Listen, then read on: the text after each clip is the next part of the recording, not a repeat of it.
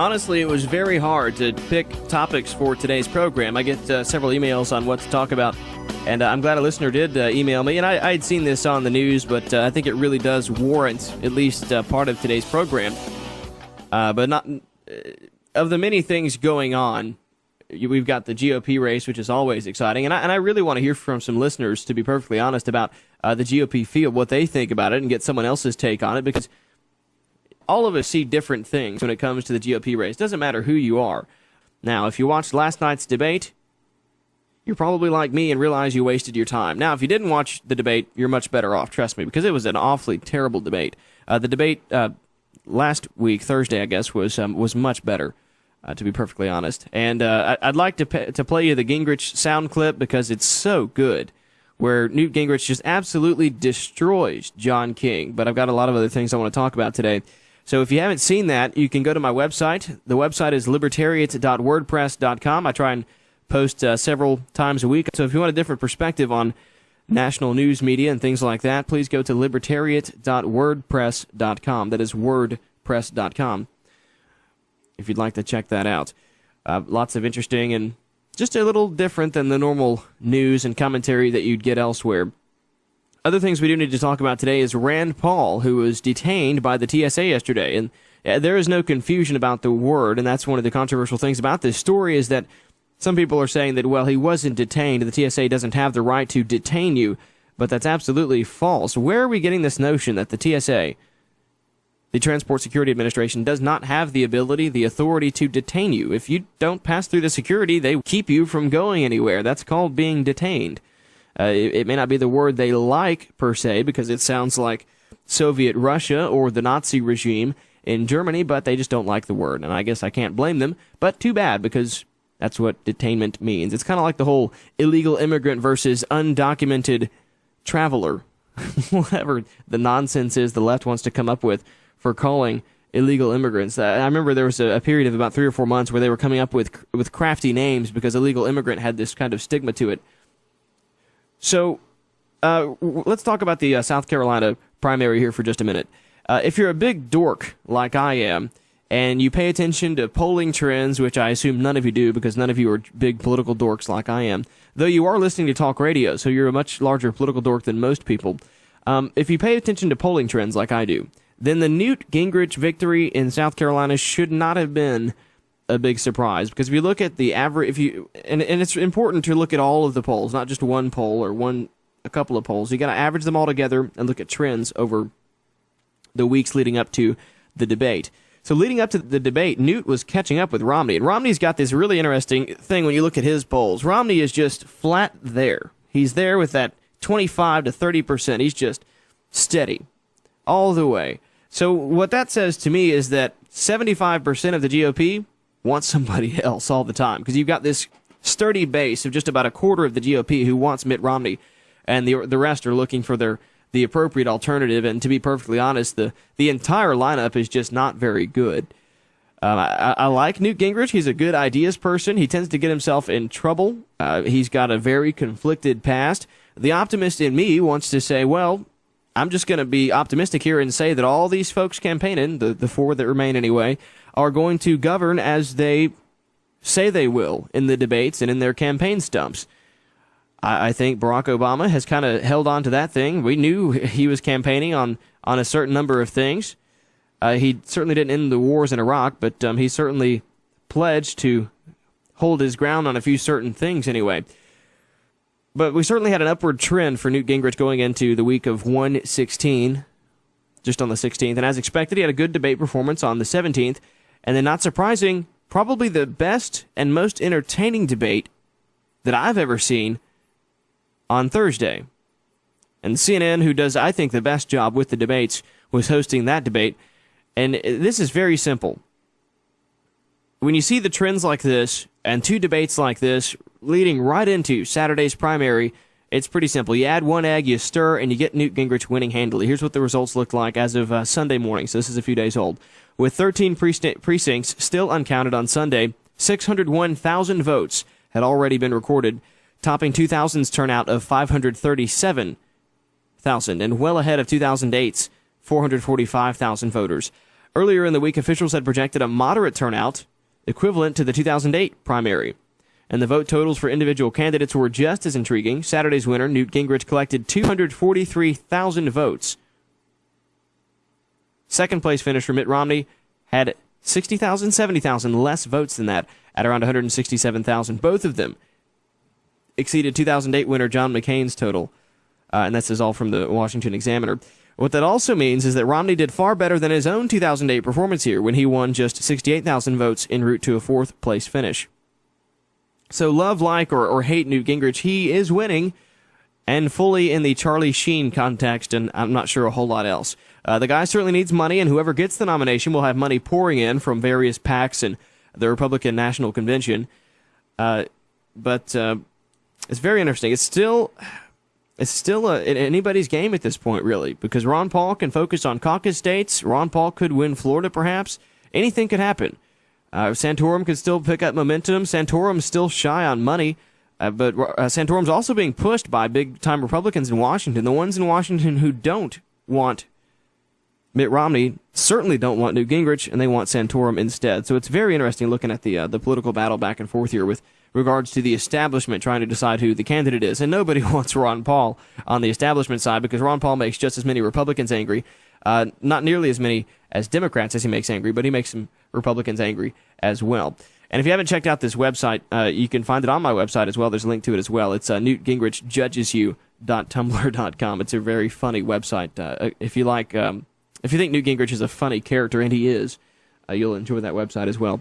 So anyway, that's my take on the South Carolina primary and why nobody should be surprised that Newt Gingrich won it. Because oddly enough, the mainstream media was surprised, but I guess they don't have any political scientists working for them either. So, and I guess as a political science major at UWG, that's kind of what we're trained to look at, is looking at trends and data and things like that and try and find the outcome of things. So anyway, I wasn't surprised, and you shouldn't be either. So something else I do want to talk about today, we'll come back after the break and get into this, talking about the TSA. Now, we're all familiar with the Transportation Security Administration, and they're groping and searching, and makes a lot of people uncomfortable to go to the airport and think that they might be touched in their naughty places by some government official. It's a pretty hot debate back and forth, it really is, about whether or not that you do have a constitutional right by the Fourth Amendment to unlawful searches and seizures of your person, that you have a right to be secure in your person. Some people argue that you do choose to fly, therefore you give up your constitutional right. That doesn't make any sense. So if I choose to fly, I give up my right to life, which is guaranteed by the Fifth. I give up my right to my property. If I choose to fly, I give up my right to free speech. That doesn't make a whole lot of sense. So because we choose to do something, we lose our constitutional security. That argument just kind of falls apart. But we'll be back, and we'll actually I've got an interview from Rand Paul, who was on Freedom Watch just last night with Judge Andrew Napolitano. We'll play a bit, and so that way you get the whole story. And this is from Rand Paul, from what happened at the TSA stand-up, and tell me if this is what you think the TSA should be doing. And some things were revealed to me. I haven't been an avid decrier of the TSA, but we'll get into that after the break. Adam Uglum here hosting the program. Stay tuned. We'll be right back after this message from our sponsor, Tanner Health System.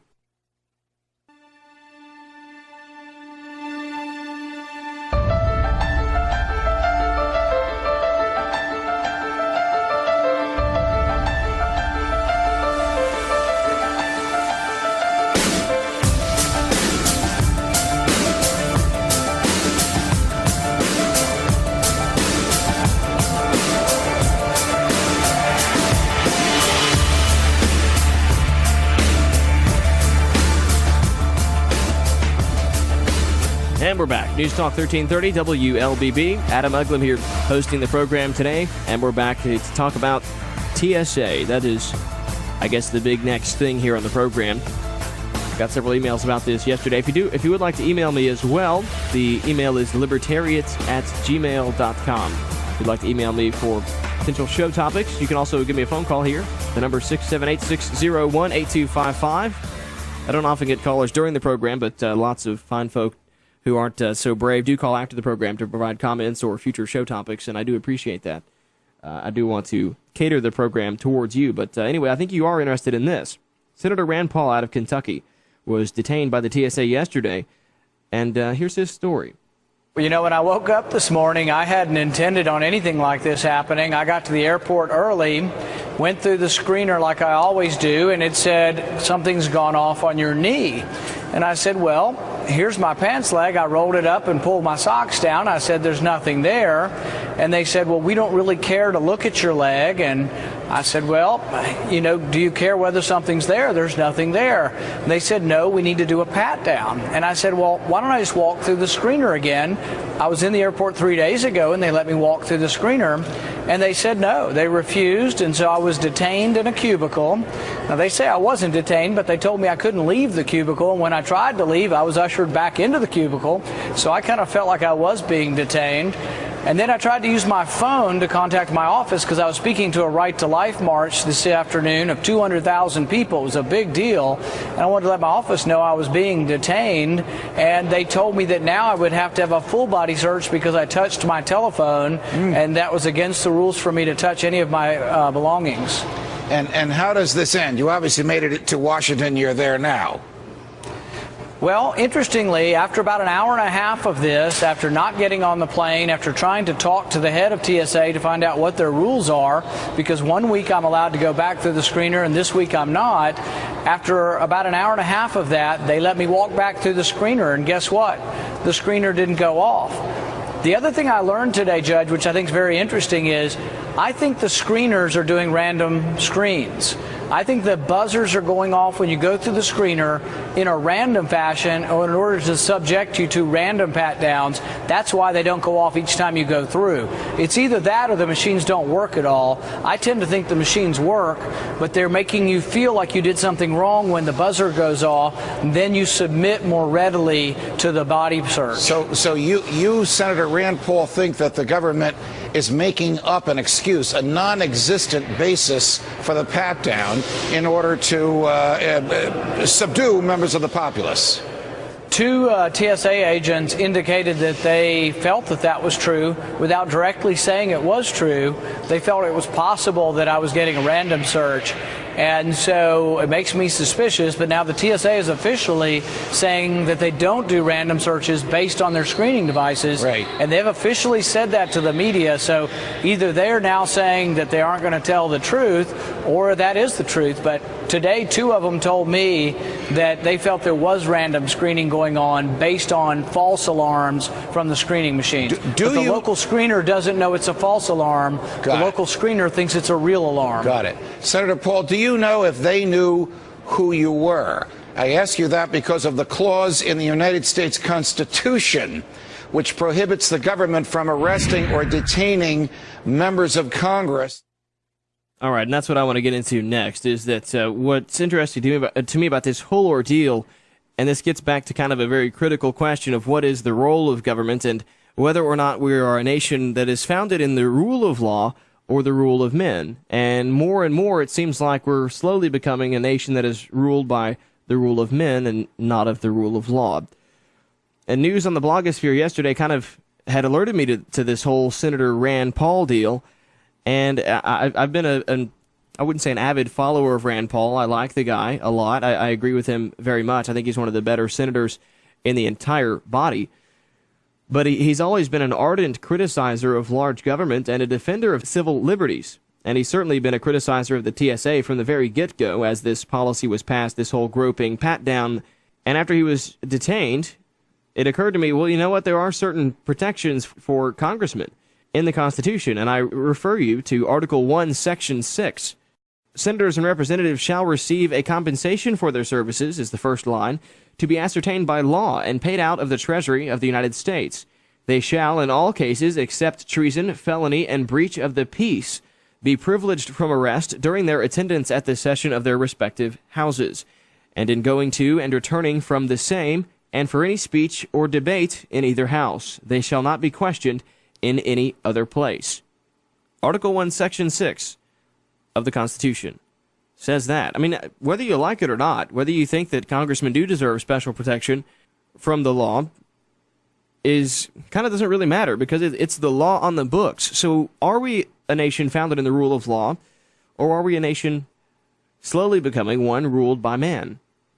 And I suppose to you and myself and all my other listeners and my other followers on the blog and on Facebook don't necessarily think that this is a good idea for the law to kind of be skirted by what someone thinks is best for the country. Because if we set this type of precedent for the law to kind of be pushed aside, we always have to realize that the pendulum is going to swing the other way. Your party, your interest may not always be in power. They will not always be in power. History tells us this. What power would you like to give to yourself, but then also trust your opposing views with? I think it's a very interesting argument to make. Something that you should be very considerate of when trying to determine the proper role and function of the government. What power do you really want to give them? Because when you give it to yourself, they're going to have it too, because they're going to win the next election perhaps. So just something to think about. We'll be back after the break.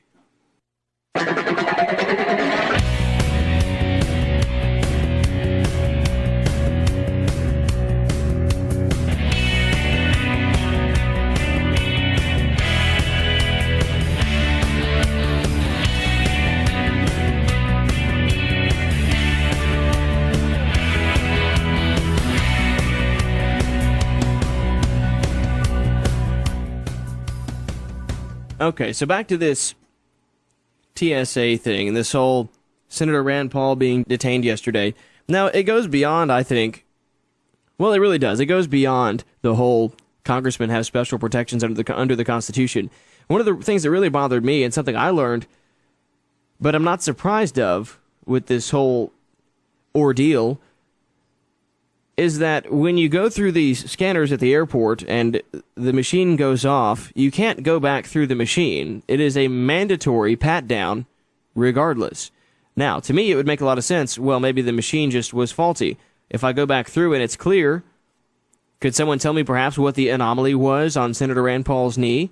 Now, the interesting thing Rand Paul brought up in that interview with Judge Napolitano from last night was that there's two things going on here possibly.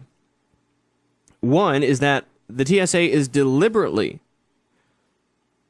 making the alarms go off at random for who knows for what reason. I mean, it may make them look like they're doing something. I mean, they obviously need more people to... I mean, if the scanners really did work flawlessly, the vast majority, 99.99% of travelers, are not terrorists. I mean... I don't understand where common sense doesn't come in here. So if the scanners worked flawlessly, that means nobody would have an anomaly on their scan. I mean, unless they left their wallet with a bunch of credit cards or their keys in their pocket or something like that. But I mean, I've seen pictures of the scanner. When someone has a firearm on their side, for example, or a knife, it is absolutely clear on the screener. So where are these anomalies coming from? So again, there's two things happening here. One, the TSA is either deliberately making these things go off at random, which to me provides no protection whatsoever. What are the chances that even if you had 1 in 100 or 1 in 50 of these things randomly go off, what are the chances that it might be a terrorist? There's a pretty solid chance it's not going to be an Islamic person who gets the random thing. I mean, how many Muslim passengers are there, considering that all the ones who have committed any terrorist crimes against the country are Muslim in origin? So they don't comprise a very large percentage of the travelers. So the 1 in 100 immediately throws this extremely small percentage of travelers out of the window. So then you get grandmas and children who randomly get the anomaly, and then they're forced to a pat-down. There are videos all over the internet. If you really want to be disturbed, just type in TSA on YouTube and watch government officials grope young children, grandmothers, women. There's nothing subtle about any of the pat-down. If this happened to you in a bar and there were video evidence, you would have no problem whatsoever winning a sexual harassment suit against whoever did this to you. So why is it okay now that we let the government do this to us? In the age of modern technology, where we have these scanners, metal detectors, why is it that in this age of extreme technological advancement, we have to resort to groping underneath women's bras and men's butts, everyone's rear ends. It doesn't make any sense to me at all. It almost seems like this was just some kind of manifestation on the part of the big government folks, those on the left and the right who like bigger government, to just say, well, we need a big bureaucracy to make sure we're safe and make sure it expands and grows, and it's overly protected, because we'd rather be overly protected than underprotected. Fact and truth and science, none of that has to do with politics. Remember this, ladies and gentlemen, that politics is politics. There's nothing inherently truthful or factual. There's nothing inherently right about politics. Politics, that's why it is such an interesting science. There's no right or wrong in politics. You can be right or wrong on economics, perhaps. And even then, that's even debatable, too. It's a controversial science, too. And science in general is just not absolute. But what we do know is absolute is that it is absolutely wrong that if you are detained, as is appropriate by the TSA, you should have the right to use your cell phone or any phone to call your attorney before you submit to a search. Now, one thing I do want to leave you with is a couple of things. The Fourth Amendment. This is how it reads. The right of the people to be secure in their persons, their houses, papers, and effects against unreasonable searches and seizures shall not be violated, and no warrants shall issue but upon probable cause, supported by oath or affirmation, and particularly describing the place to be searched and the persons or things to be seized. So there is clear constitutional protection from searches and seizures. Now, while those on the left clearly don't like the Constitution, that has become absolutely clear. And they certainly don't like it as it was written. So if they do like the Constitution, they're only pretending, because they like the Constitution as it reads today, is how they say it, because it's living and breathing. That is a scary premise in and of itself. Is everything old just a living and breathing interpretation? I wholeheartedly disagree. I won't read you the preamble, but the left generally likes the United Nations. They generally like the Universal Declaration of Human Rights that is in the Declaration. And I think a lot of us would agree with several of these. Here's Article 1 from the Declaration of Human Rights from the United Nations. All human beings are born free and equal in dignity and rights. They are endowed with reason and conscience and should act towards one another in a spirit of brotherhood. Sounds good. Sounds almost Randian to me. Ayn Rand, the author of Atlas Shrugged. Article 2. Everyone is entitled to all the rights and freedoms set forth in this declaration without distinction of any kind, such as race, color, sex, language, religion, political or other opinion, national or social origin, property, birth, or other status. Furthermore, no distinction shall be made on the basis of the political, jurisdictional, or international status of the country or territory to which a person belongs, whether it be independent, trust, non-self-governing, or under any other limitation of sovereignty. Article 3. Everyone has the rights to life, liberty, and security of person. Now, if you are choosing to fly, and the government forces you to sacrifice the security of your person, unnecessarily, as I've already said, thanks to technological advancements. I mean, even the left can't run from legislatively applied rights, because where are they going to run to besides the Constitution? I've already told you, the Constitution already provides protections for our persons in the Fourth Amendment. Oftentimes, like I said, they run to the UN. Well, here are rights that we should have. Or the World Health Organization or the EU. They run to the EU often for their big government refuge. Article 4, no one shall be held in slavery or servitude. Slavery and the slave trade shall be prohibited in all their forms. Sounds good. Article 5, no one shall be subjected to torture or cruel, inhuman, or degrading treatment or punishment. Is being strip-searched in an airport by a government official not degrading and violating these rights? If we prescribe to the United Nations dignity and rights prescribed by its Declaration of Human Rights. It also says that we have the right to an effective remedy by the competent national tribunals for acts violating the fundamental rights granted him by the Constitution or by law. So where do we escape to when we don't like the law? Those of us on the left, if you are on the left. So, anyway, maybe I'm just making a big deal out of it. Maybe Rand Paul's making a big deal out of it too, but people clearly don't like the word detainment, but that's exactly what happened. He was held there for 2 hours.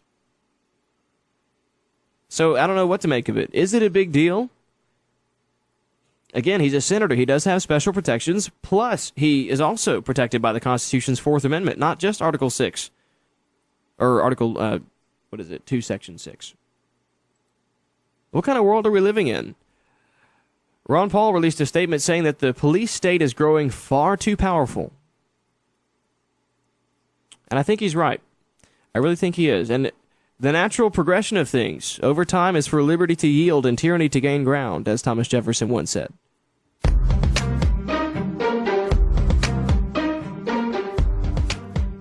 Check out the website, libertarians.wordpress.com. Adam Uglum here. Have a wonderful Tuesday.